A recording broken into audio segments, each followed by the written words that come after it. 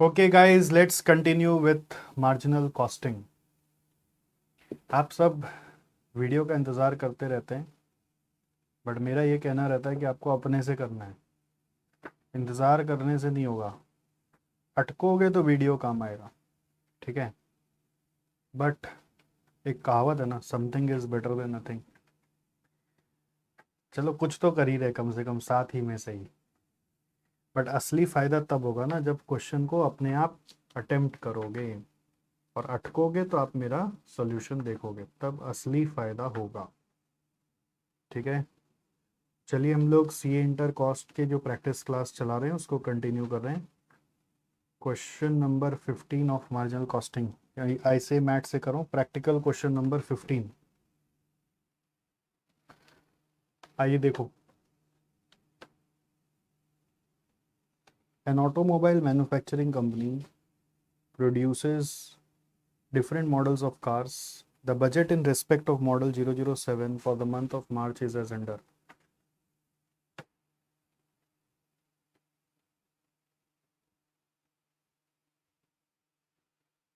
फिर आ रहा है budgeted output 40,000 units, net realisation 2,10,000,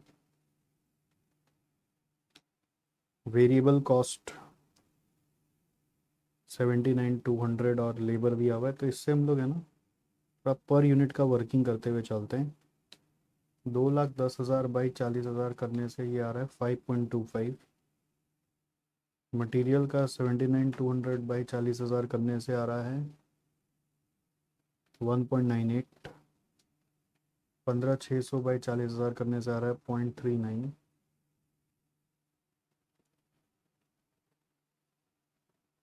फिर 37,200 बाई 40,000 करने से आ रहा है 0.93। फिर इसको जोड़ के क्या आएगा, 0.93 प्लस 0.39 प्लस 1.98, ये करके आ रहा है 3.3।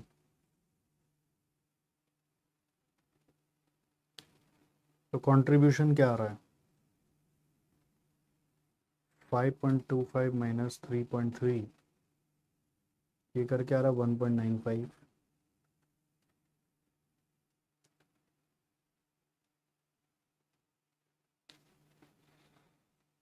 फिर स्पेसिफिक और एलोकेटेड फिक्स कॉस्ट मिला के अगर हम टोटल फिक्स कॉस्ट लें 27,000 और 33,750, 60,750 आ रहा है, ठीक है। तो ये डिटेल दिया हुआ है और टोटल कॉस्ट के साथ वापस से नेट रियलाइजेशन और सेल्स एक ही है, ठीक है। तो वो वापस से प्रॉफिट निकाल के दिया हुआ है। क्वेश्चन क्या बोल रहा है, पढ़ो। Profit with 10% increase in price and 10% reduction in sales volume. तो आपको नया से ड्राफ्टिंग करना पड़ेगा। जैसे ये क्वेश्चन 14 था।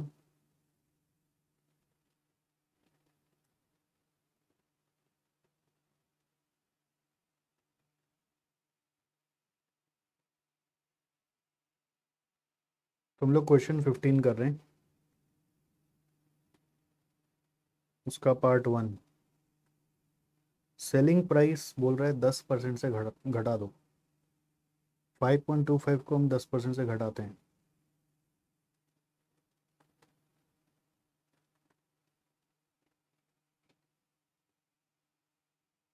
घटाने बोला है कि बढ़ाने बोला है, इंक्रीज बोला है, सॉरी। वॉल्यूम को घटाने बोला है। बढ़ाते हैं, 110% करेंगे तो 5.775 लेस वेरिएबल कॉस्ट जितने हैं सारे वैसे के वैसे ही रहेंगे जो मैंने ऐड कर लिए थे 3.3। आपको वर्किंग नोट में रेट पर यूनिट निकालना पड़ेगा, ठीक है। नोट नंबर 1 में रेट पर यूनिट सबका दिखाना पड़ेगा जो मैंने साइड में कर दिया था। फिर कंट्रीब्यूशन पर यूनिट 2.475 है। वॉल्यूम बोल रहा है 10% घटा दो, तो अभी 40,000 है, उसका 10% घटाने से 36,000 हो जाएगा। तो टोटल कंट्रीब्यूशन आएगा 89,100 लेस फिक्स कॉस्ट 60,750 माइनस करके आ रहा है 28,350। ये प्रॉफिट है फर्स्ट पार्ट में। सेकेंड पार्ट में क्या बोल रहे हैं, volume to be achieve to maintain the original profit after a 10% rise in material cost at the originally budgeted selling price. तो नया कंट्रीब्यूशन फिर से निकालना पड़ेगा, रिवाइज कंट्रीब्यूशन पर यूनिट। बोल रहा है सेलिंग प्राइस ओरिजिनल वाला रखो, यानी कि वो 5.25 रहेगा। वेरिएबल कॉस्ट में मटेरियल को बोल रहे हैं 10% से बढ़ा देना है। मटेरियल को बोल रहा है after a 10% rise in material cost. So material आपका कितना है 1.98, उसका 10% से करो,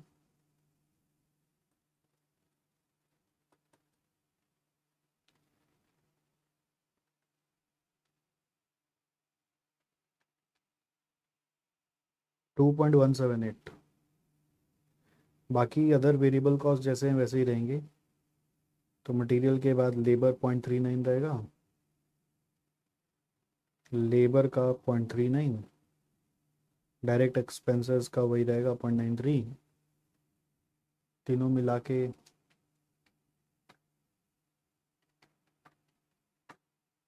3.498 माइनस करके आ रहा है 1.752।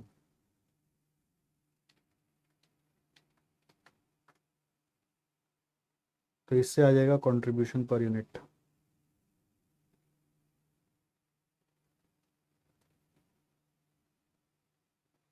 तो सेल्स फॉर डिजायर्ड प्रॉफिट क्या होगा, फिक्स कॉस्ट वही है 6750, और आपको ओरिजिनल बजटेड प्रॉफिट मेंटेन करना है, तो 17,250 आपको मेंटेन करना है, डिवाइडेड बाय नया कंट्रीब्यूशन आ रहा है 1.752।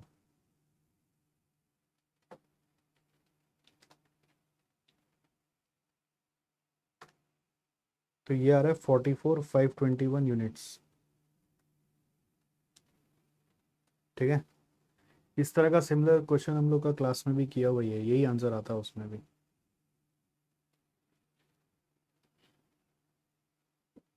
चलो आगे बढ़े, 16 में आ जाओ। An Indian soft drink company is planning to establish a subsidiary company in Bhutan to produce mineral water based on the estimated annual sales of 40,000 bottles of mineral water. Cost studies produce the following estimates for the Bhutanese subsidiary. So ये 40,000 bottle के हिसाब से total annual cost 2,10,000 है, पूरा variable है। तो इसमें अपने वेरिएबल फिक्स का पहले सेग्रीगेशन कर लेते हैं।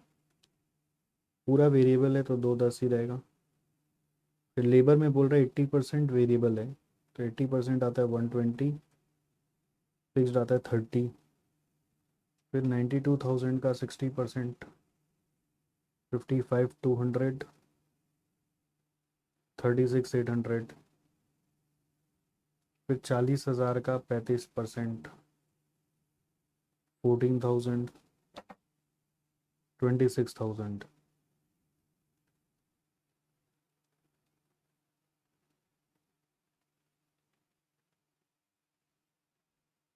ठीक है, सो ये वेरिएबल और फिक्स ब्रेकअप हो गया। The भूटानीज production will be sold by manufacturer representative who will receive a commission of 8% of the selling price। तो एक और वेरिएबल कॉस्ट है 8% of selling price। No portion of Indian office expense is to be allocated to Bhutanese subsidiary। You are required to compute the sale price per bottle to enable the management to realize an estimated 10% profit on sale proceeds in Bhutan। Selling price निकालना है। तो basic idea वही है कि variables पहले सारे इकट्ठे कर लो ना, 30,000, 36,800, 26,000, 92,800 फिक्स कॉस्ट आ रहा है। और वेरिएबल में अगर हम टोटल करें एक बार, तो ये 399,200 जो 40,000 के लिए, तो डिवाइड बाई 40,000 करने से 9.98 आ रहा है। जैसे वेरिएबल कॉस्ट पर यूनिट आ रहा है 9.98, एक्सक्लूडिंग कमीशन। कमीशन है 8% ऑफ सेलिंग प्राइस। तो सेलिंग प्राइस को यदि हम एक्स बना लें, ठीक है, तो ये आ गया 8% ऑफ सेलिंग प्राइस यानी 0.08x।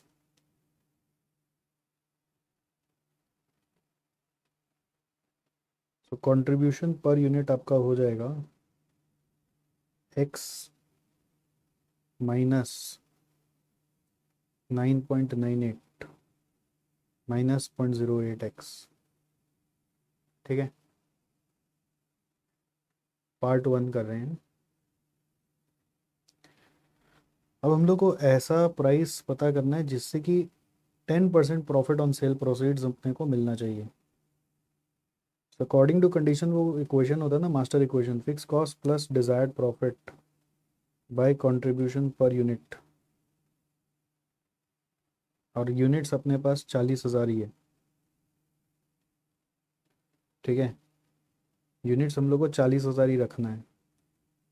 तो इसको सॉल्व करके आपको निकालना है। तो फिक्स कॉस्ट होगा, और भी तरीका से आप कर सकते हो, ऐसा नहीं कि इसी तरीका से करना है, और भी तरीका से आप कर सकते हो। आप फिक्स कॉस्ट आपका 92,800 है। प्रॉफिट कितना होगा? 10% ऑफ सेल प्रोसीड्स। तो सेल प्रोसीड्स कितना होगा? 40,000 यूनिट्स का इंटू एक्स करके उसका 10%। कंट्रीब्यूशन पर यूनिट कितना है? 0.92x minus 9.98 is equal to 40,000। देखो इसको सॉल्व करो, एक्स क्या आता है।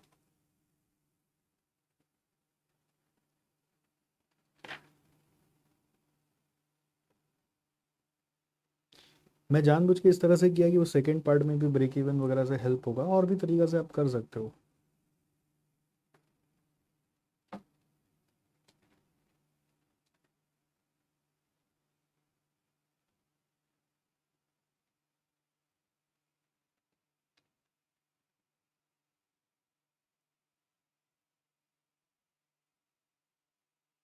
करेंगे, दूसरा तरीका से भी बताएंगे, एक बार आप इसको करो।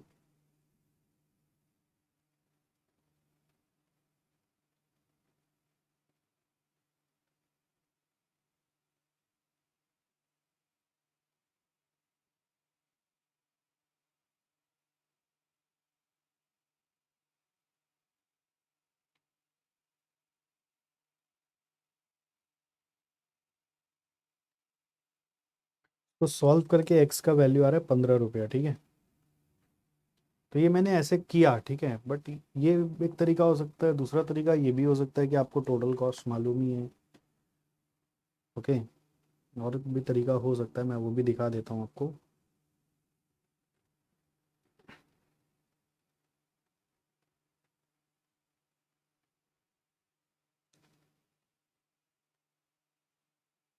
से टोटल कॉस्ट आप जोड़ लो, इन चारों का टोटल। ये सब क्या बनिया बुद्धि है एकदम, कुछ माथा नहीं लगेगा इसमें। 492 हुआ, इसमें कमीशन जोड़ना बाकी है। सेग्रीगेट भी नहीं किया, मान लेते हैं, एक बार आंसर निकालते हैं खाली। कमीशन कितना होगा? टोटल कॉस्ट, ये एक्सक्लूडिंग कमीशन था, ये टोटल कॉस्ट हो जाएगा। फिर प्रॉफिट और फिर सेल्स। तो सेल्स यदि 100 है तो प्रॉफिट चाहिए 10, तो ये होगा 90। और इसी 100 पे कमीशन है 8, तो ये होगा 82। तो ये 82 के बराबर है, तो 492/82% करेंगे ना, तो ये 6 लाख आ रहा है। सो आपका यूनिट्स आपको मालूम है वो है 40,000, तो सेलिंग प्राइस पर यूनिट हो जाएगा 15। आप उसके अकॉर्डिंग अब 6 लाख का 60,000 कर दो यहाँ पर 10%, तो ये हो जाएगा 540। फिर 6 लाख का 8%, 48,000 आप यहाँ पे कर दो, हो गया।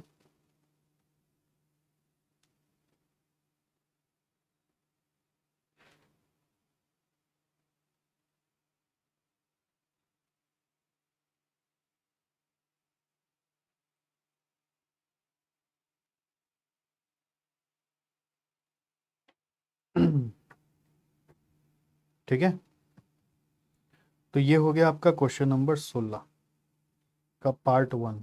तो इसका आंसर आ रहा है 15 रुपया। सेकेंड पार्ट में क्या बोल रहा है, ब्रेक इवन पॉइंट निकालो in rupees sales as also in number of bottles for the Bhutani subsidiary on assumption that sale price is 14। तो पहला पार्ट से करने का फ़ायदा क्या है ना, जो मैंने करा है उससे अब सेकंड पार्ट में मेहनत कम होगा। सेलिंग प्राइस यदि 14 है, वेरिएबल कॉस्ट सारे हमने निकाले हुए थे, पर यूनिट 9.98 है एक्सक्लूडिंग कमीशन,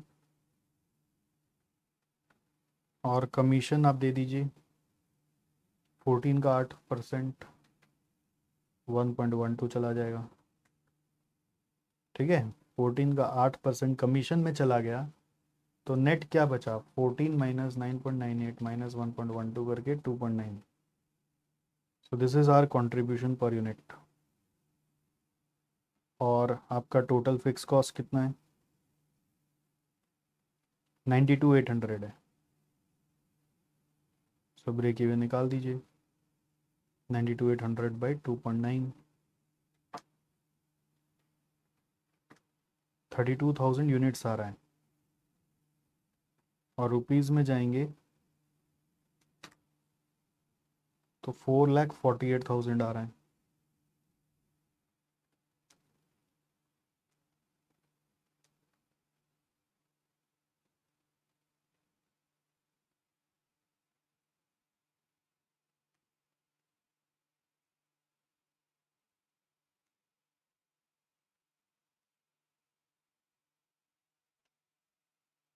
हुआ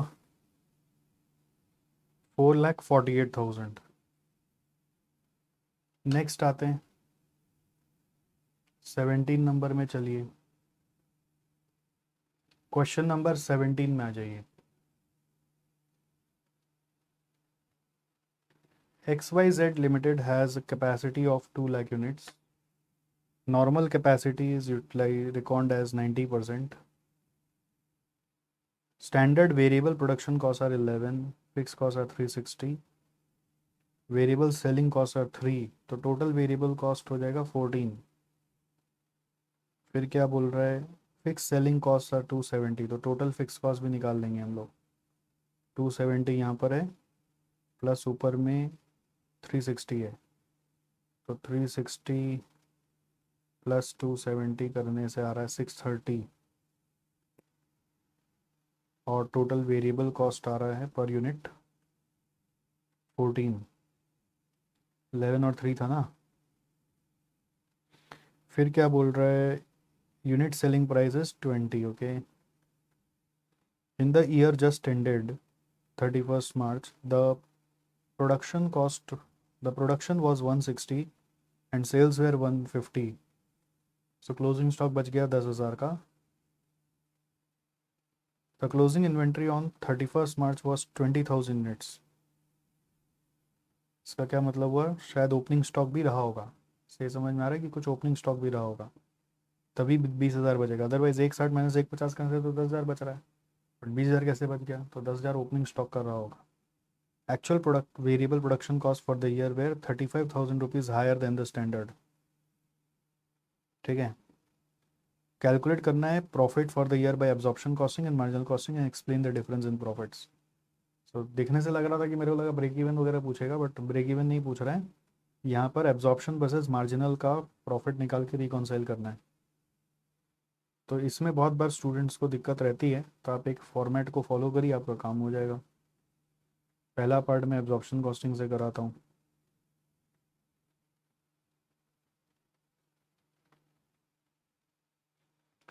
एब्जॉर्प्शन कॉस्टिंग में सबसे पहले कॉस्ट शीट का फ्लो फॉलो करेंगे। Variable production cost, variable production cost देखिए वो कितना करके दिया होता है, 11 रुपये करके। हम लोगों ने कितना प्रोडक्शन किया है, 1.5 लाख, सॉरी 160 बनाया है, तो 11 रुपया करके दिया हुआ है। 160 यूनिट का कॉस्ट लेना है, प्लस एक और बात बोला था कि यहाँ पर एक्चुअल में वो 35,000 हायर हो गया, तो आपको ये याद रखना है कि variable production cost actual amount लेना होता है, खाली फिक्स कॉस्ट का एब्जॉर्ब्ड अमाउंट आता है, बाकी सब एक्चुअल आता है। तो 35,000 इसमें जोड़ देंगे, ये आ रहा है 1795।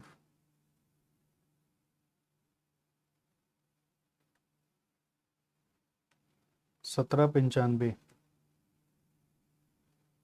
फिर आएगा फिक्स प्रोडक्शन कॉस्ट, उसको एब्जॉर्ब कराना है, ये एब्जॉर्ब्ड अमाउंट आएगा। सो फिक्स कॉस्ट टोटल दिया हुआ 360, एक्चुअल कैपेसिटी तो दिया हुआ 2 लाख, बट नॉर्मल कैपेसिटी 90% है ना, तो नॉर्मल कैपेसिटी का यूनिट्स माना जाएगा आपका 180।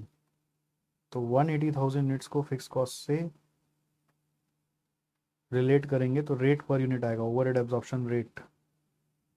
तो इसको एब्जॉर्ब कराना है तो ओवरहेड एब्जॉर्प्शन रेट लगेगा, जो होगा 2 रुपया। 360 डिवाइडेड बाई 180, और उसको एक्चुअल प्रोडक्शन से मल्टीप्लाई करेंगे, इंटू करना actual production which is 1,60,000 units. तो ये अमाउंट बन के आ जाएगा 3,20,000। तो इन दोनों को जोड़कर आ जाता है cost of production which is for 1,60,000 units.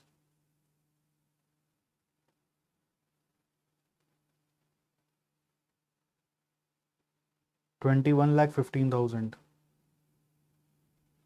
अब ऐड करना है आपको ओपनिंग स्टॉक, सेलिंग कॉस्ट बाद में आएगा, ओपनिंग स्टॉक लेस करना है क्लोजिंग स्टॉक, तो आएगा COGS। COGS इस पर यूनिट सोल्ड वो बताया 150, क्लोजिंग स्टॉक बता दिया 20,000, तो बैलेंसिंग फिगर ओपनिंग स्टॉक होगा ना, तो ये 170 हो रहा है तो ये 10,000 आएगा। ठीक है। सो पॉइंट आता है कि ओपनिंग स्टॉक और क्लोजिंग स्टॉक का कॉस्ट क्या होगा। तो ओपनिंग स्टॉक क्लोजिंग स्टॉक का कॉस्ट में पहले ओपनिंग स्टॉक पे आते हैं। ओपनिंग स्टॉक का कॉस्ट स्टैंडर्ड कॉस्ट पे आएगा। ठीक है, opening stock should come at standard cost, पुराना कॉस्ट पे आना चाहिए, एक्चुअली लास्ट पीरियड का कॉस्ट पे आना चाहिए। लास्ट पीरियड का जब नई फिगर पता होता है तो स्टैंडर्ड कॉस्ट पे लेते हैं। तो ओपनिंग स्टॉक में वेरिएबल का कॉस्ट 11 रुपये आपको पता ही है, ये स्टैंडर्ड है, और फिक्स का 2 रुपये आपको पता है, तो 11 + 2 के हिसाब से आएगा। ठीक है, 13 रुपीज़ के हिसाब से। तो 13 इंटू 10,000 करने से आ रहा है 1,30,000। और closing stock current FIFO follow करेंगे ना, तो इसके हिसाब से वैल्यू किया जाएगा। तो क्लोजिंग स्टॉक की वैल्यू आएगी 21,15 डिवाइडेड बाई 160 है, ये रिप्रेजेंट कर रहा है उसको, इंटू 20,000। ये क्लोजिंग स्टॉक का वर्किंग होगा। 21,15,000 बाई 160 इंटू 20,000 करने से आ रहा है 264,375। सो नेट रिजल्ट आएगा 21,15 130 माइनस 264,375 करके 1980,625।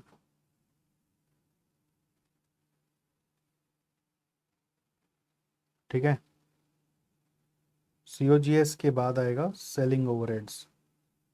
अब सेलिंग ओवरहेड्स में वेरिएबल सेलिंग कॉस्ट 3 रुपया करके दिया हुआ था, तो 4.5 लाख, 1.5 लाख यूनिट्स का।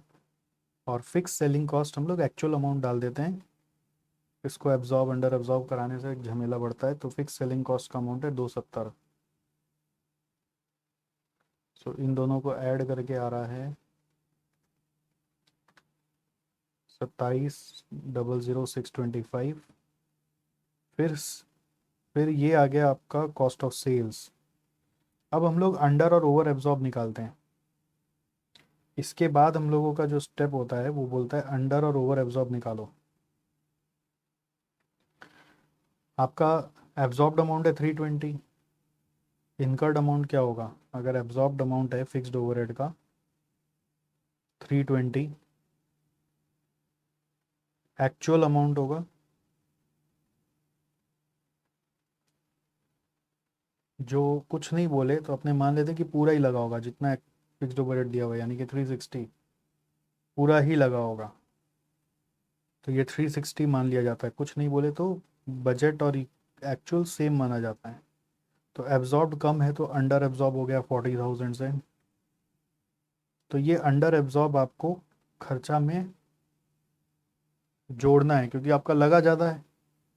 सो you'll have to add this under absorption, खर्चा में जोड़ना है या फिर प्रॉफिट से माइनस करना है। Of fixed overhead 40,000। अब बहुत बार इसको कॉस्ट ऑफ सेल्स में नहीं ऐड करके COGS में भी ऐड करते हैं, ठीक है, एक ही बात है। COGS में भी ऐड कर सकते हो, कोई फ़र्क नहीं पड़ेगा। मतलब अंडर एब्जॉर्ब को यहाँ पे भी ऐड कर सकते हो। सो ये आपका आ गया net cost of sales. Sales question में दिया हुआ है, सेलिंग प्राइस क्वेश्चन में आपको बताया था 20 रुपया था शायद तक। सेलिंग प्राइस कहाँ गया रे, 20 रुपया। 20 इंटू 1.5 लाख करने से 30 लाख आ रहा है। तो 30 लाख में ये माइनस करिए तो ये प्रॉफिट खड़ा हो गया यहाँ पे 259,375। 259,375, ठीक है। सो ये हो गया पूरा एब्जॉर्प्शन कॉस्टिंग का कहानी। ये एक फ्लो है, इसी तरह से हर सम होता है। बस ज़्यादा से ज़्यादा क्या होगा, वेरिएबल प्रोडक्शन कॉस्ट में ब्रेकअप आ जाएगा, मटेरियल है, लेबर है, वेरिएबल ओवरहेड, बस उसमें ब्रेकअप आ सकता है और कुछ भी नहीं होगा। बस ओपनिंग स्टॉक का यहाँ पे एक तो था कि वो हिडन में दिया हुआ था, आपको खोजना था और उसका रेट आपको पता करना था कि रेट दिया हुआ ही नहीं है तो स्टैंडर्ड रेट पे आएगा। अब इसी तरह से एक सेकेंड पार्ट है मार्जिनल कॉस्टिंग, जिसमें मार्जिनल कॉस्ट स्टेटमेंट बनाएंगे। देखिए खाली देखने से तो नहीं होगा ना, आपको तो लिखना पड़ेगा मेरे साथ साथ। you'll have to prepare now marginal cost statement which flows like this। पहले सेल्स से चालू करेंगे। सेल्स का फिगर वही रहेगा 30 लाख लेस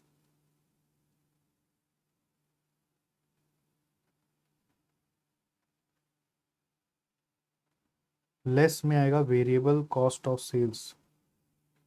तो इसमें वेरिएबल प्रोडक्शन कॉस्ट एक्चुअल वाला, इसमें सब एक्चुअल वाला आता है 1795 है।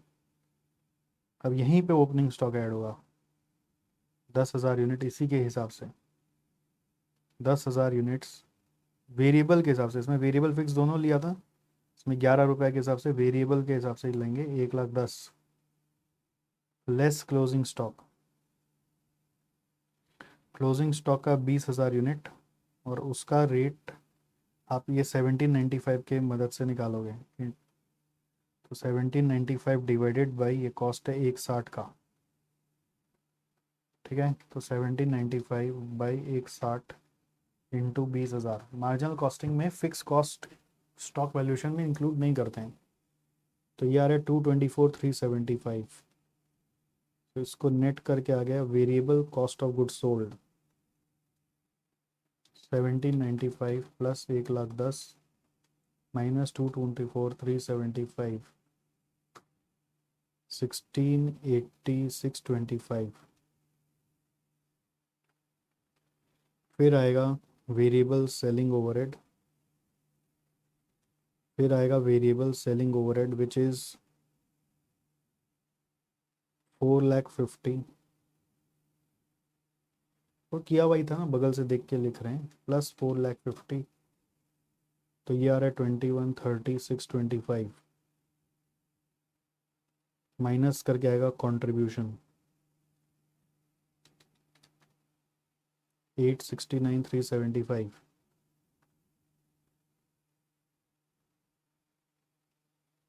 लेस करेंगे फिक्स कॉस्ट। फिक्स कॉस्ट में fix production cost, fix production cost आपका जो एक्चुअल अमाउंट था वो था 360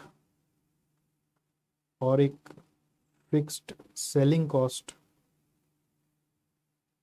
सेलिंग कॉस्ट का अमाउंट था 270। तो ये दोनों माइनस करेंगे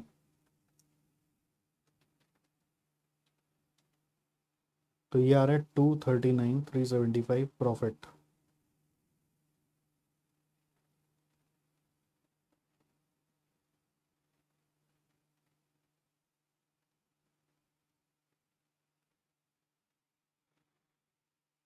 हुआ।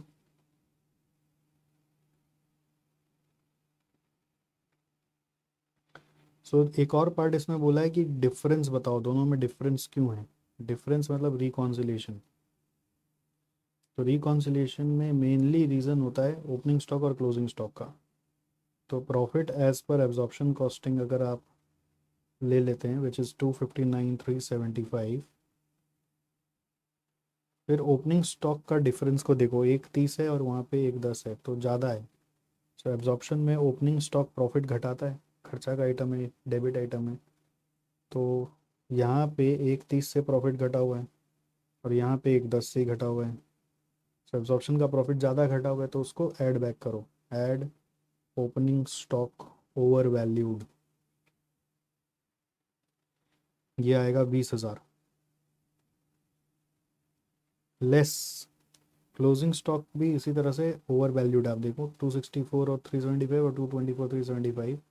तो क्लोजिंग स्टॉक में क्या होता है ना कि एब्जॉर्प्शन में ज़्यादा वैल्यू दिखाने से क्लोजिंग स्टॉक क्रेडिट आइटम होता है पीएल का, वो प्रॉफिट बढ़ाता है। तो यहाँ पे 264 375 दिखाया हुआ है और यहाँ पर दिखाया हुआ है 224 375, तो कम दिखाया हुआ है।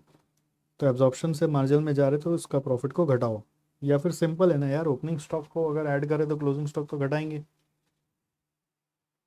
दोनों ओवर वैल्यूड, ये ध्यान रखना है, अंडर वैल्यूड नहीं लिख देना।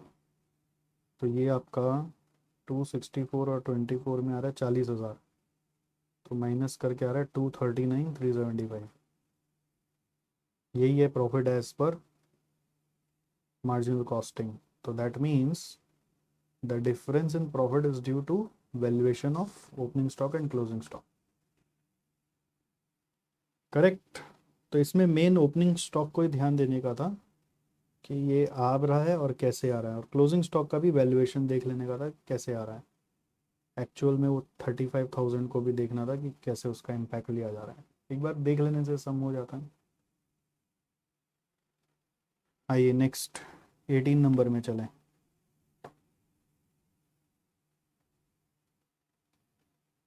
Let's come to question number 18।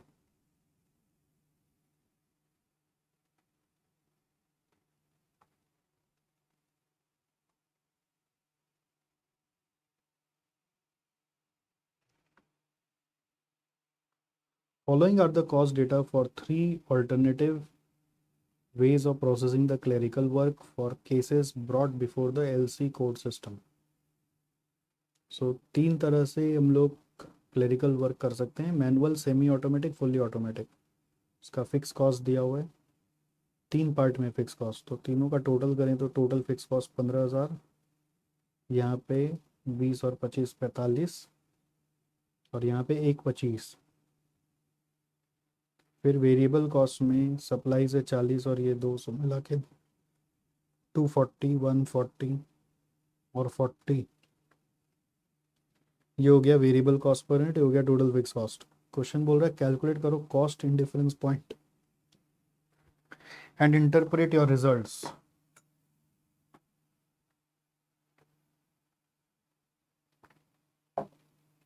तो यहाँ पे नॉर्मली इन डिफरेंस पॉइंट में ना दो ऑप्शन होते हैं और यहाँ पे तीन ऑप्शन दे दिया है। तो तीन ऑप्शन वाला इन डिफरेंस को कैसे करते हैं उसको सीख लो। ये सब फाइनल में आता था, इंटर में घुसा दिया अभी। ठीक है, three options in difference point. सीखने में क्या जाता है, आएगा नहीं आएगा बात का चीज़ है। ऐसा केस में हम लोग तीन इंडिफरेंस पॉइंट फाइंड करते हैं। स्टेप नंबर 1 होता है कंप्यूट थ्री इंडिफरेंस पॉइंट्स। और वो कैसा होगा, पहले निकालना पड़ेगा आपको इंडिफरेंस बिटवीन ए बी, फिर निकालना होगा बी सी, और फिर सी ए। ए बी सी अगर तीन ऑप्शन है तो पहले ए बी का, फिर बी सी का, फिर सी ए का। तो हम लोग के पास भी वैसे ही ए बी सी। तो in difference between A and B निकालने के लिए इन डिफरेंस का फंडा तो वही है, change in fix cost by change in variable cost per unit. So A और बी का करना है तो in change in fix cost कितना आएगा, 45 माइनस 15 डिवाइडेड बाई इन दोनों का वेरिएबल कॉस्ट का चेंज, एक 240 माइनस 140।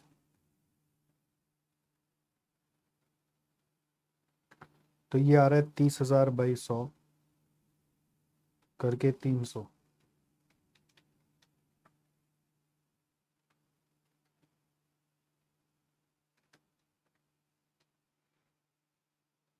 फिर BC का करो, 125 माइनस 45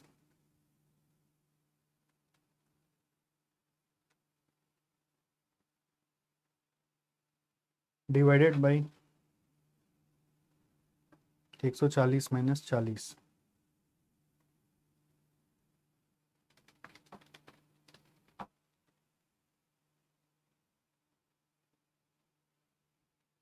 तो ये आ रहा है 800। फिर थर्ड वाला 125 माइनस 15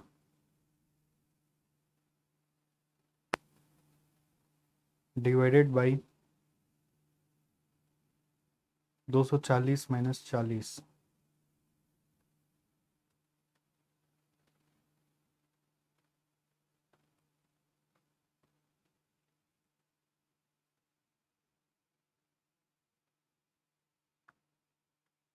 ठीक है। स्टेप नंबर 2 होता है, अब इन तीनों को कंबाइन करना पड़ता है। कंबाइन करने का तरीका एक शॉर्टकट है, ज़्यादा माथा नहीं लगाना कि ऐसा क्यों क्यों क्यों, ठीक है, आपका ज़िंदगी जंजाल हो जाएगा। जैसे बता रहा हूँ चुपचाप कर लो। शॉर्टकट क्या है कि जो भी आंसर आया ना उसको असेंडिंग ऑर्डर में अरेंज करो। जैसे 300 ये AB का आया, 550 ये AC का आया, और 800 आया BC का। असेंडिंग ऑर्डर में अरेंज करो, ठीक है, अरेंज इन असेंडिंग ऑर्डर, मतलब छोटा से बड़ा। उसके बाद जिसका जो फर्स्ट रेंज है, जैसे यहाँ से यहाँ, वहाँ पे हमेशा याद रखोगे सबसे सस्ता, यानी कि least fix cost will be best, least fix cost will be best, और सबसे लास्ट वाला में highest fix cost will be best. Middle वाला का कोई इज्जत नहीं है, मिडल में मिडल वाला फिक्स कॉस्ट इज बेस्ट। ये गोल्डन रूल है, बस इसको समझा जा सकता है, उतना अभी दिमाग नहीं लगाएंगे आपके साथ। अभी आपको बोलेंगे बस ये समझ लो, ऐसे याद करो।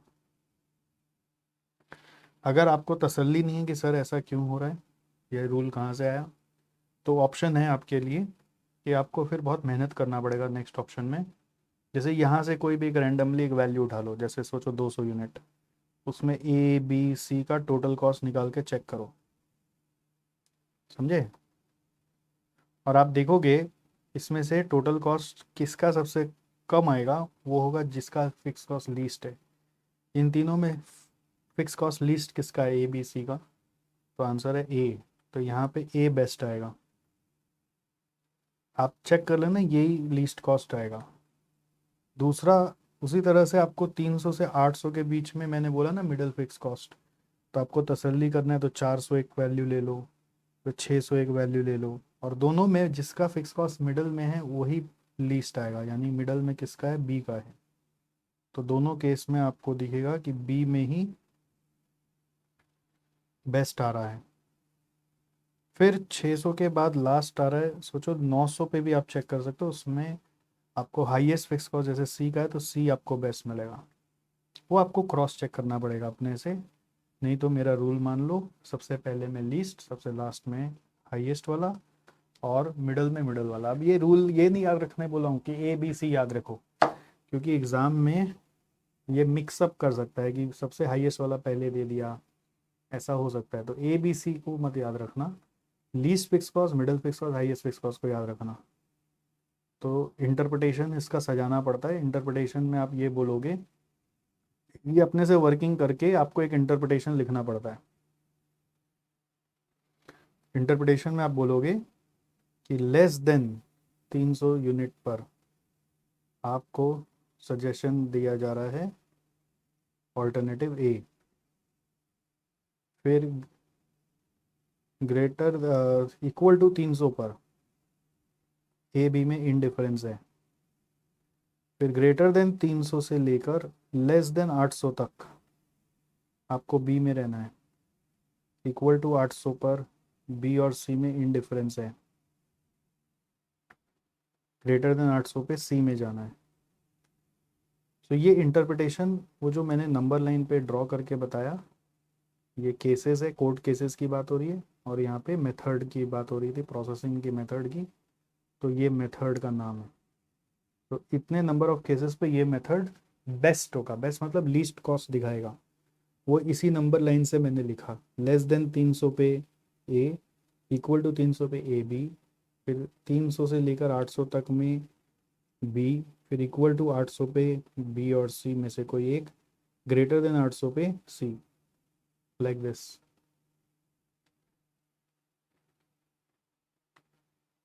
ओके,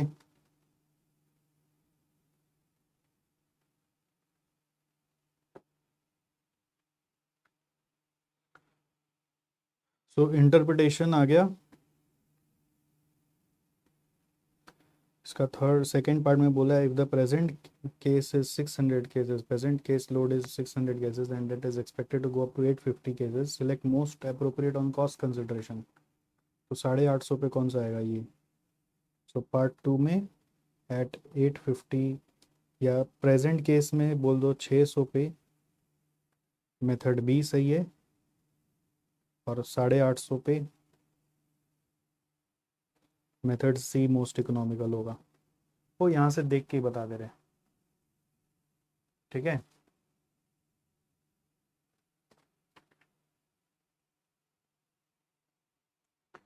ओके, तो ये क्वेश्चन 18 भी खत्म हुआ। इनडिफरेंस पॉइंट का क्वेश्चन था ये। नेक्स्ट 19 में आ जाओ। X Y limited makes two products X and Y whose respective fixed costs are F1 and F2. You are given that the unit contribution of Y is 1/5 less than the unit contribution of X. The total of F1 and F2 is 1,50,000 and BP of X is 1800 units. For BP of X, F2 is not considered and that 3000 units is the indifference between X and Y. ठीक है, X and Y make equal profits at 3000 units volume considering their respective fixed cost. There is no inventory buildup as whatever is produced is sold. Find out the values of F1, F2 and units contribution of X and Y. ने समझा ही नहीं होगा क्या दिया हुआ नहीं दिया हुआ, नहीं, थोड़ा साइंटिफिक क्वेश्चन लगा। कुछ नहीं है, अरे डेटा को ठीक से लिख लेते हैं एक बार, तब समझ में आ जाएगा। हर क्वेश्चन का एक ही कहानी है, डेटा को ठीक से पकड़ो। दो प्रोडक्ट है एक्स और Y, whose respective fixed costs are F1 and F2। जो बोल रहा है उसको समझो, क्या बोल रहा है, एक्स है वाई है, फिक्स कॉस्ट है, F1 है और F2 है।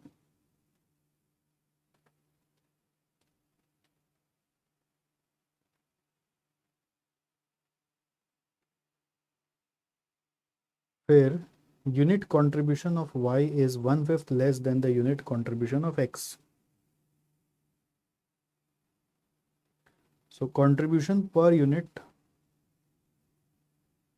y में बोल रहा है, जो भी इसका था, मान लो अगर इसका c था, फॉर एग्जांपल C1 था, तो बोल रहा है 1/5 लेस देन C1 है, तो C1 माइनस 1/5 ऑफ C1 है, तो ये 4/5 ऑफ C1 आ जाएगा अगर एलसीएम लेंगे तो, ठीक है।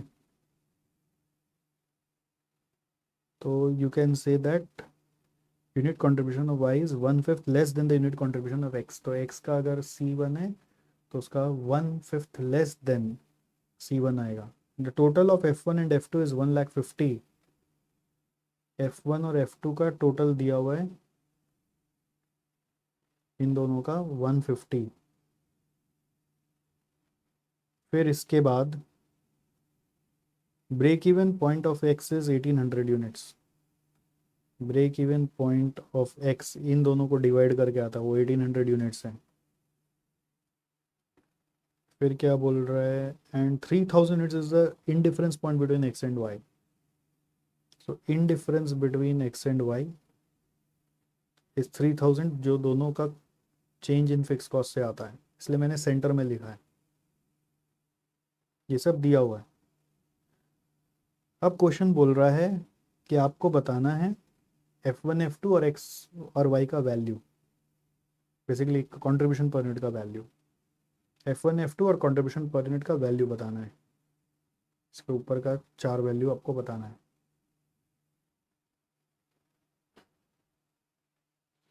ठीक है। इंडिफरेंस पॉइंट का एक फॉर्मूला होता है, change in fix cost by change in contribution per unit. Change in fix cost हुआ F1 माइनस F2। जैसे इंडिफरेंस पॉइंट हम लोग को मालूम है 3000, F1 माइनस F2 होगा by change in contribution per unit. तो कंट्रीब्यूशन का चेंज हम निकाल सकते हैं ना, C1 माइनस 4/5 ऑफ C1 करेंगे तो ये आ रहा है 1/5 ऑफ C1। सो ये आ गया 1/5 C1। तो you can say F1 minus F2 is equal to, इस पर क्रॉस मल्टीप्लाई कर दें तो 600 C1।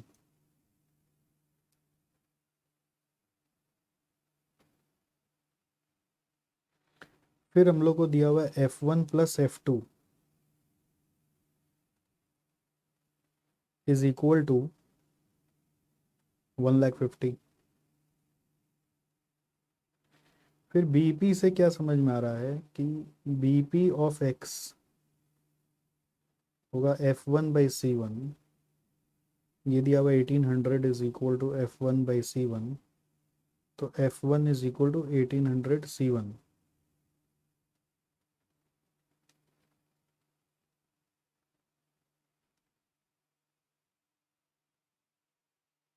या C1 is equal to F1/1800 भी बोल सकते हो, इस तरह से भी कर सकते हो। ठीक है।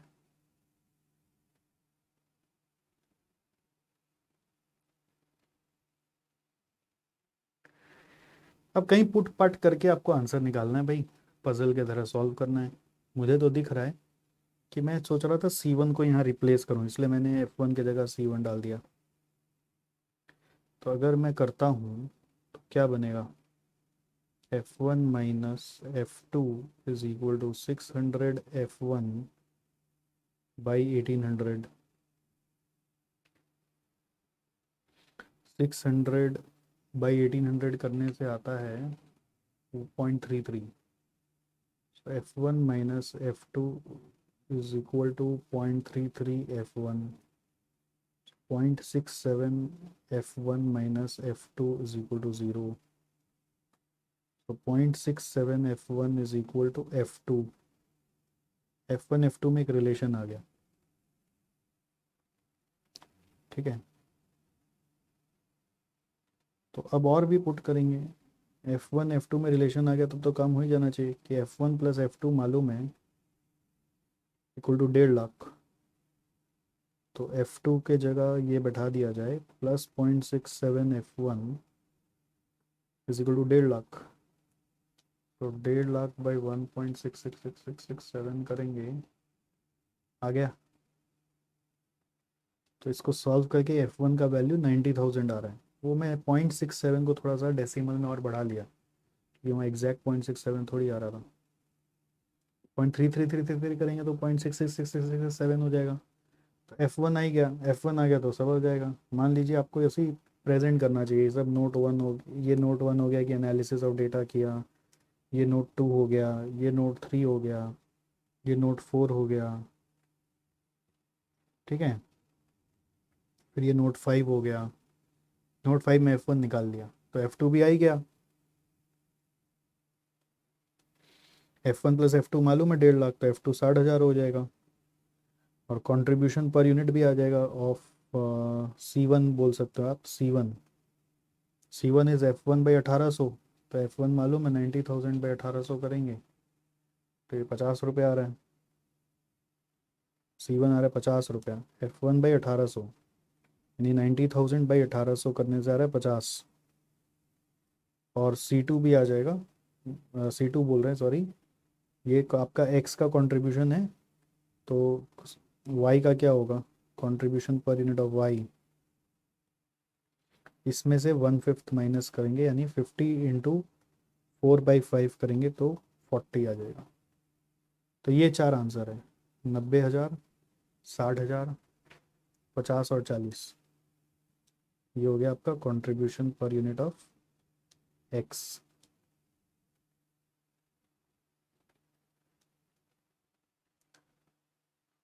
करने जाओ तो होता है, ऐसे देखने से नहीं होता। क्या होता है ना, सम्स का रूल क्या है कि आपको अपना डेटा को सजाना पड़ेगा। ऐसी ज़िंदगी में हर प्रॉब्लम सॉल्व होता है। हम लोग नॉर्मली प्रॉब्लम देख के चक्कर खाने लग जाते हैं हम लोग, अरे कैसे होगा। लाइफ में हर प्रॉब्लम ऐसे ही सॉल्व होता है। डेटा को सजाओ, पूरा लिखो, सामने में लाओ, आँख के सामने लाओ, अंदर में, आँख के पीछे मत रखो, आँख के सामने गिराओ, यानी लिखो। अगर आप नहीं लिखेंगे तो आँख के पीछे चलता रहेगा, जो चीज़ दिखेगा ही नहीं, तो और बड़ा बड़ा प्रॉब्लम बन जाएगा। जब आँख के सामने आ जाएगा तो प्रॉब्लम खत्म हो जाता है। ठीक है, आइए 20 number.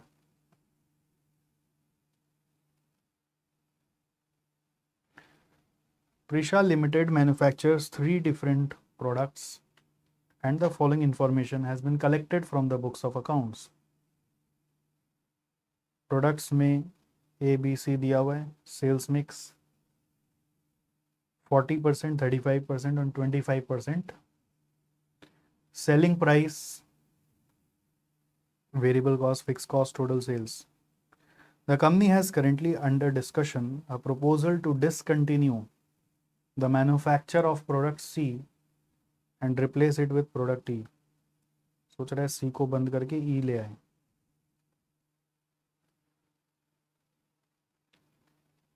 When the following results are anticipated, तो उसमें मिक्स चेंज कर लिया, सेलिंग प्राइस इन दोनों का सेम है, इसका अलग है, फिक्स कॉस्ट सेम है। कैलकुलेट करना है total contribution to sales ratio and present break even sales at existing sales mix. हो जाएगा। सो आपको करना क्या है, कंट्रीब्यूशन टू सेल्स रेशियो निकालना है ना। कंट्रीब्यूशन पर यूनिट है 150, 200 और 80।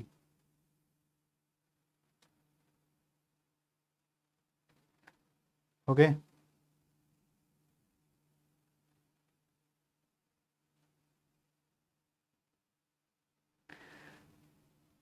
अभी प्रॉब्लम क्या हो रहा है, यहाँ पे यूनिट्स नहीं दिया हुआ है, ठीक है। अगर यूनिट्स दिया होता तो टोटल कंट्रीब्यूशन आ जाता, फिर टोटल कंट्रीब्यूशन को टोटल सेल्स से डिवाइड करते तो हो जाता। तो अब बात आ रहा है कि हम टोटल कंट्रीब्यूशन कैसे निकालें। टोटल सेल्स दिया हुआ है 60 लाख, तो इसका तरीका हो सकता है, करते हैं ट्रायल। 60 लाख को इस मिक्स में बांट दो, सेल्स मिक्स वैल्यू का मिक्स माना जाएगा। जब भी यूनिट्स नहीं दिया हुआ है तो सेल्स मिक्स वैल्यू का मिक्स है, तो 60 लाख को ब्रेक कर सकते हो आप 24 लाख। ठीक है, फिर यहाँ पे 35% करेंगे, ये मेरा तरीका है, 21 लाख। और यहाँ पे 60 लाख का 25% करेंगे तो 15 लाख।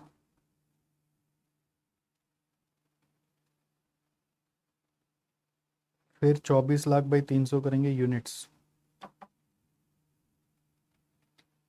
8,000। 21 लाख/400 करेंगे 5250, 7.5।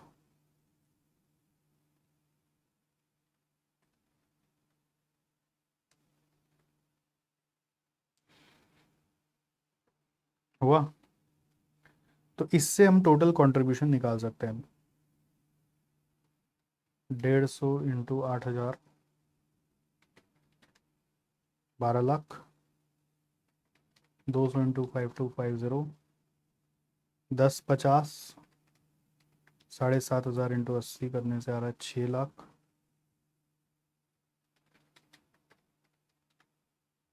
तीनों का टोटल मिला के आ रहा है 2850 डिवाइडेड बाई 60 लाख करके आ रहा है 47.5%। तो 28 लाख/60 लाख करना पड़ेगा। So 2850 divided by 60 lakhs is equal to 47.5%। हुआ।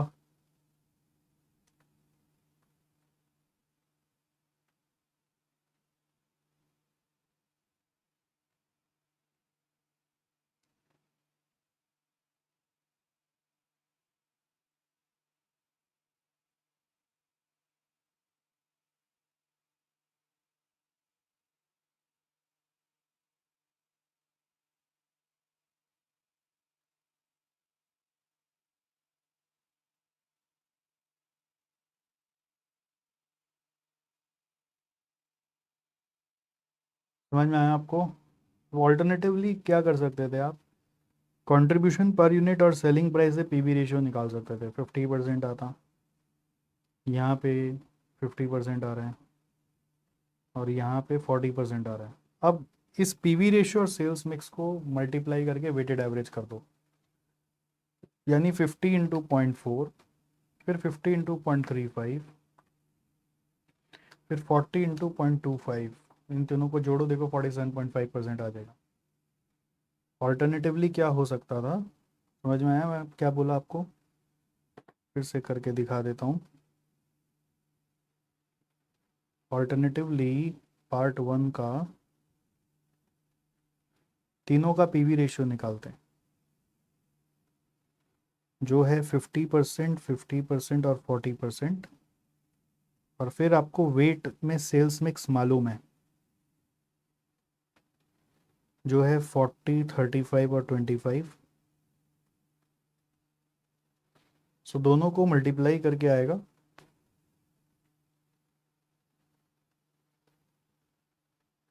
Weighted average PV ratio, which is यहाँ पे आ रहा है 20, यहाँ पर आ रहा है 17, और यहाँ पे आ रहा है 10, तीनों का टोटल ये 47.5 आ गया।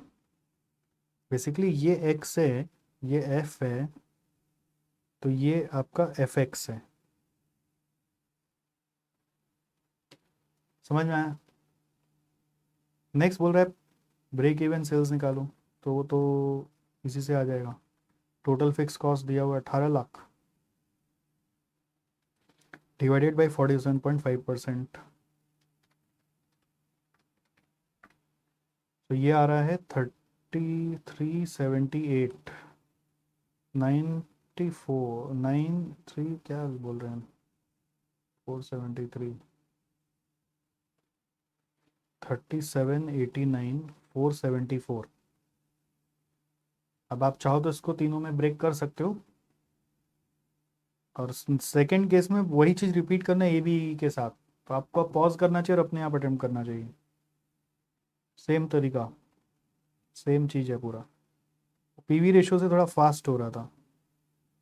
कंट्रीब्यूशन पर यूनिट यहाँ पे अगर 150 है, यहाँ पे 200 है, तो यहाँ पर 150 है, तो तीनों में ही 50% आ गया।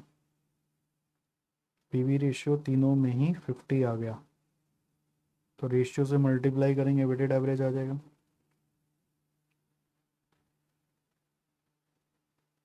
पीवी रेशियो तीनों में 50 आ रहा है। सेल्स मिक्स 45, 30 और 25।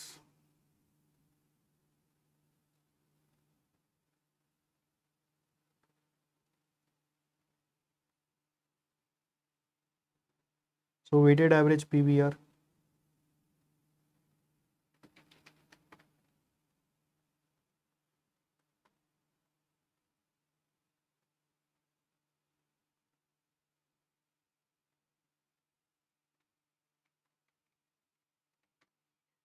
फिफ्टी परसेंट आ रहा है।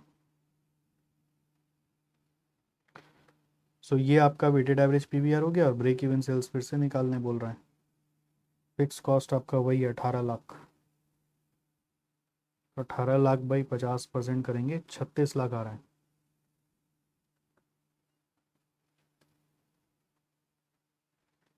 पार्ट 3 में बोला whether the propose sales mix is accepted और नॉट।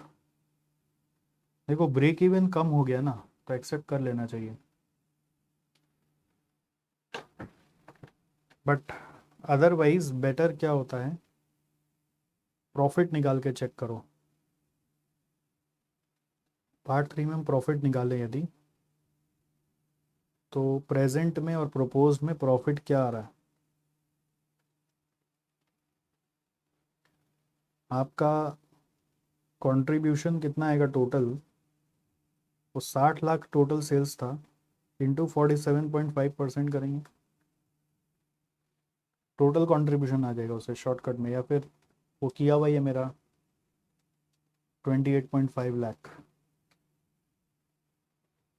वो तो उस अप्रोच से करेंगे तो टोटल कंट्रीब्यूशन मिल गया ना। और सेकंड वाले में प्रोपोज में सेल्स है 64 लैक्स, सेल्स बढ़ गया है 64 lakh into weighted average PV ratio है 50%, तो इससे आ रहा है 32 लैक्स, लेस फिक्स कॉस्ट दोनों में 18 लाख है।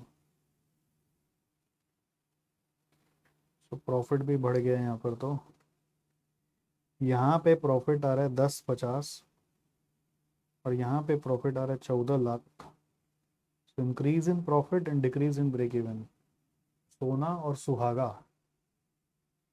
सो increase in profit is equal to 350, therefore proposal accepted, proposal must be accepted. Break even से नहीं बोले सर, वो मैं अपना मन से बोल रहा था, इंस्टीट्यूट का आंसर में नहीं दिया हुआ है। इंस्टीट्यूट प्रॉफिट दिखा रहा है तो प्रॉफिट करोगे, ठीक है। इंक्रीज इन पीवी रेशियो भी बोल रहा है इंस्टीट्यूट, 47.5% से 50%, तो यहाँ पे भी फायदा हुआ है। फिक्स कॉस्ट सेम रहा, पीवी रेशियो बढ़ गया तो फायदा आ गया। No change in fix cost, increase in PV ratio has resulted in increase in profit as well as there is an increase in sales also। हुआ। नेक्स्ट क्वेश्चन नंबर 21 में आ जाइए।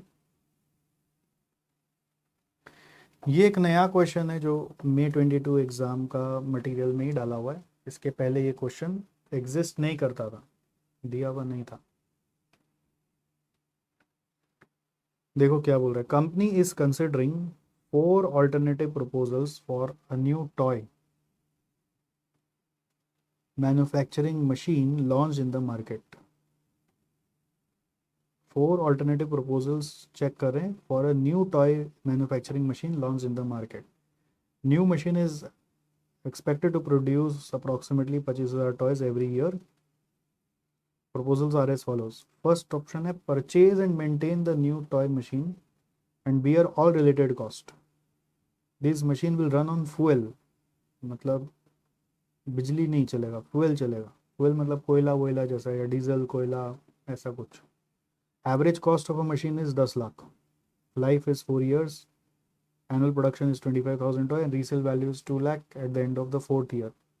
तो इससे डेप्रिसिएशन निकाल सकते हो आप, 10 लाख माइनस 2 लाख बाई 4 करेंगे तो 2 लाख पर एनम आ रहा है। फिर बोल रहा है hire from agency A, it can hire the machine from the agency A and pay hire charges of 20 rupees per toy and bear no other cost. फिर बोल रहा है hire from agency B, it can hire the machine from agency B and pay hire charges at ₹12 per toy and also bear insurance cost, all other costs borne by agency B। Hire from agency C, hire machine from agency C at ₹2,50,000 per year। These machines are more advanced and run on electricity। उसका मतलब electricity पे चलता है, fuel पे नहीं चलता, तो इसमें फ्यूल कॉस्ट नहीं आएगा, इलेक्ट्रिसिटी कॉस्ट आएगा। ये इसका ट्रिक है, रन ऑन फ्यूल और रन ऑन इलेक्ट्रिसिटी। मतलब जब मैं ये सब एक बार पढ़ा था पहले, आपको पढ़ाने के पहले, तो इसी चीज़ पे खाली ध्यान नहीं जाता है जनरली किसी का भी, और इसी के कारण एक सिली मिस्टेक हो गया था।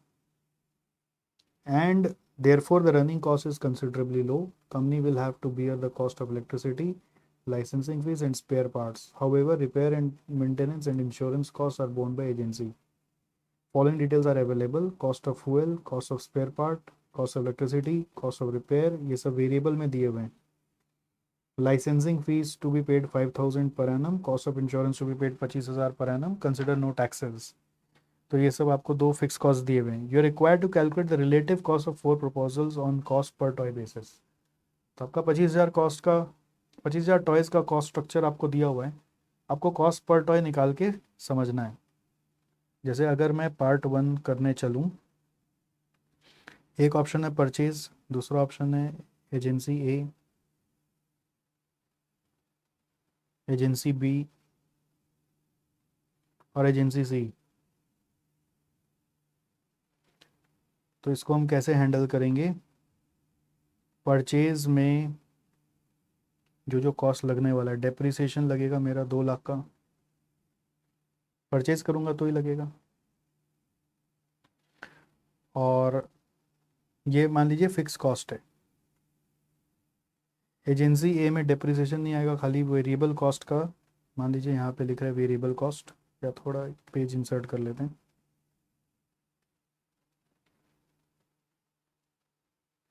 वेरिएबल कॉस्ट का एजेंसी बी बोल रहा है, एजेंसी ए बोल रहा है 20 रुपया दे देना, बी बोल रहा है 12 रुपया देना, और उसके बाद also bear insurance cost. Insurance का खर्चा है 25,000, तो 25,000 इंश्योरेंस का कॉस्ट तो यहाँ भी लगना है, यहाँ भी लगना है, परचेज किया तो इंश्योरेंस कराना ही पड़ेगा। एजेंसी सी में 2.5 लाख ले लेगा वो, उसका अपना एक कॉस्ट है 2.5 लाख। फिर बोल रहा है वो इलेक्ट्रिसिटी पे चलेगा तो इलेक्ट्रिसिटी कॉस्ट बियर करना पड़ेगा, और उसके बाद बोल रहा है company will have to bear electricity cost, licensing fees and spare parts. तो फिक्स कॉस्ट में आप देखो लाइसेंसिंग फीस है एक 5,000 जो यहाँ पे भी लगेगा और यहाँ पे भी लगेगा, और बाकी सब कॉस्ट नहीं लगेगा। इलेक्ट्रिसिटी और स्पेयर पार्ट्स वेरिएबल है, जैसे ये तो एजेंसी वाला ले लिया, एजेंसी वाला 2.5 लाख लिया, और अब बाकी जो वेरिएबल कॉस्ट आप देखो, फ्यूल कॉस्ट 8 कितना रुपये, 8 रुपये है ना, 8 रुपये यहाँ पे लगेगा, एजेंसी ए में नहीं लगेगा, एजेंसी बी में भी नहीं लगेगा, फ्यूल नहीं आ रहा है, यहाँ पर भी और कोई कॉस्ट नहीं लगेगा। जो जो बोला है उसको पढ़ो ना। फिर स्पेयर पार्ट्स, परचेज करने पे सारा कॉस्ट ही आ रहा है, खाली इलेक्ट्रिसिटी कॉस्ट नहीं आएगा, क्योंकि वो फ्यूल पे चल रहा है, इलेक्ट्रिसिटी पे चल रहा है। तो 0.2 स्पेयर पार्ट्स का 0.2 हुआ, स्पेयर पार्ट्स का 0.2 हुआ,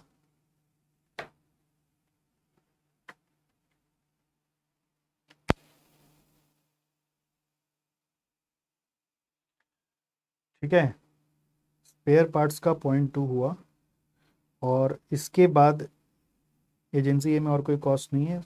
स्पेयर पार्ट के बाद रिपेयर एंड मेंटेनेंस, एक बार हम पूरा इसके लिए तो लिख ही लेते हैं, 0.25 है। फिर इलेक्ट्रिसिटी नहीं लिखा मैंने, इलेक्ट्रिसिटी कॉस्ट नहीं लिखा, इलेक्ट्रिसिटी कॉस्ट आपका खाली थर्ड वाला किस में आएगा, फोर्थ वाला में आएगा, क्योंकि वहीं पे इलेक्ट्रिसिटी यूज़ हो रहा है। और कौन सा है, 8.2 इलेक्ट्रिसिटी, रिपेयर्स एंड मेंटेनेंस 0.25।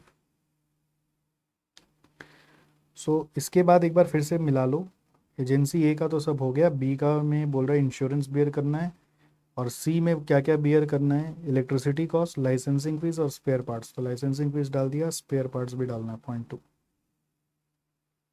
तो ये अपना कॉस्ट स्ट्रक्चर हो गया। ये आ रहा है 2,30,000, यहाँ पे कुछ नहीं है फिक्स कॉस्ट, यहाँ पे फिक्स कॉस्ट का 25,000, यहाँ पे 2,55,000 255, और वेरिएबल कॉस्ट में यहाँ पे आ रहा है 8.45, 20, 12, 2.2। ये एनालिसिस करने से बहुत आसान हो जाता है, खाली मिस्टेक इलेक्ट्रिसिटी में होने का संभावना है कि हम कुछ सोचते हैं कि इलेक्ट्रिसिटी दोनों के किस में आएगा, यहाँ पे भी डाल देते हैं, वो तो वैसा नहीं है, इलेक्ट्रिसिटी खाली लास्ट में है।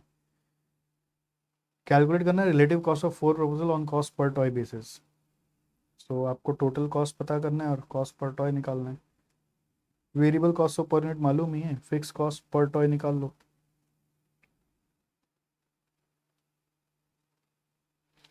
टोटल कॉस्ट ही निकाल लेते, काम आएगा।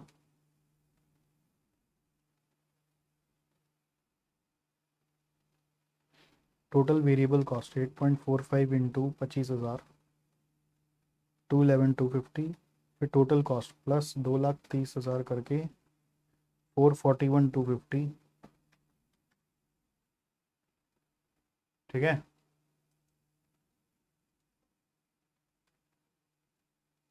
फिर इसी से कॉस्ट पर टॉय भी निकाल लेते हैं, जो आ रहा है डिवाइड बाई 25,000 करके 17.65,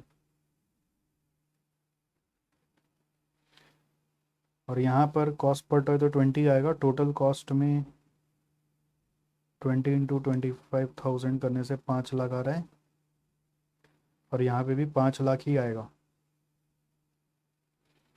फिर 25,000 इन और 12 इंटू 25,000 करने से आ रहा है 3 लाख। तो 3 25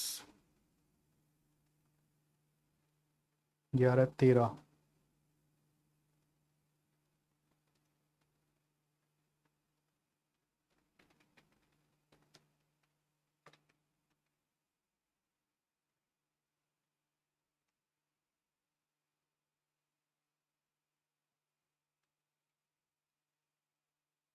ये 2.2 इंटू 25,000 करके आ रहा है 55। 3 10 12.4। तो ये हो गया आपका first part, relative cost on cost per toy. Rank the proposal on the base of total cost for 25,000 toys. Total cost किया वही है, पार्ट 2 में रैंक निकाल दो टोटल कॉस्ट के हिसाब से।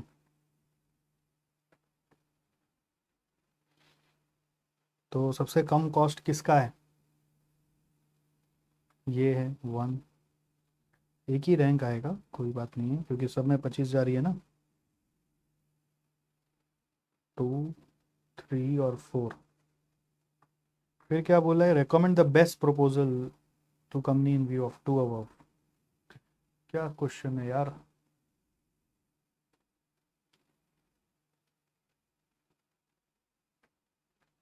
तो बेस्ट प्रपोजल है एजेंसी सी में, चले जाओ।